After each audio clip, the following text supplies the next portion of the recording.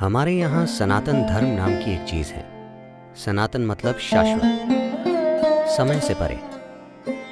धर्म का मतलब हिंदू आदि धर्म नहीं, बल्कि नियम होता है। तो वो जीवन को चलाने वाले शाश्वत नियमों की बात कर रहे थे, और ये कि हम उनके साथ कैसे तालमेल बना सकते हैं। फिलहाल चाहे आप स्कूल गए हों या ना गए हों, आप एक महान वैज्ञानिक हों या ना हो, फिर भी आप इस धरती के सभी भौतिक नियमों का पालन कर रहे हैं, हाँ या ना?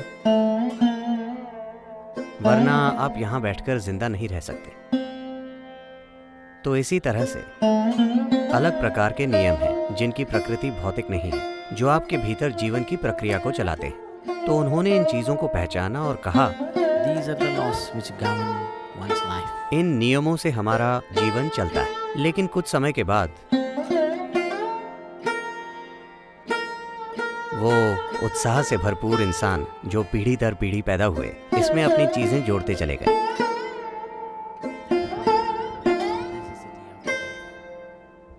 उस समय के हिसाब से या अपने स्वार्थों के हिसाब से अलग अलग तरीकों से ऐसा हुआ, और लोगों ने कई चीजें जोड़ी।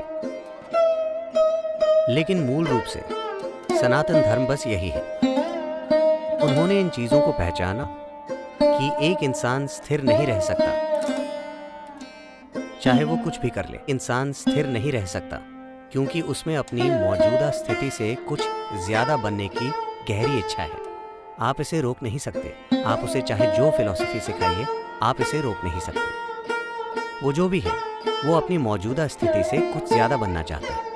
अगर वो थोड़ा ज्यादा हो जाए तो वो कुछ ज्यादा खोजेगा, और फिर कुछ और ज्यादा। तो अगर आप इस पर ध्यान दें तो हर इंसान अचेतन रूप से असीम विस्तार की इच्छा रखता है। तो हर इंसान अचेतन तरीके से असीम प्रकृति या अनंत संभावना की खोज कर रहा है। या दूसरे शब्दों में कहें तो हर इंसान को जानबूझकर या अनजाने में सीमाओं से एलर्जी है। जब आप उसके अस्तित्व को खतरे में डालते हैं तो उसकी आत्म सुरक्षा की सहज भावना उसके लिए आत्मरक्षा की दीवारें खड़ी कर देगी। किसी बाहरी खतरे के ना होने पर आत्मरक्षा की उन्हीं दीवारों को वो तुरंत ही आत्मकैद की दीवारों की तरह अनुभव करने लगता है। तो उन्होंने इसे पहचाना और कहा, हर इंसान असीम की चाहत रखता है। तो सबसे पहली चीज जो आपको करनी चाहिए, जैसे ही एक बच्चे में ठीक ठाक जागरूकता आ जाती है, सबसे पहली चीज जो आप उसके दिमाग में डालते हैं वो ये है कि उसका जीवन मुक्ति के बारे में है।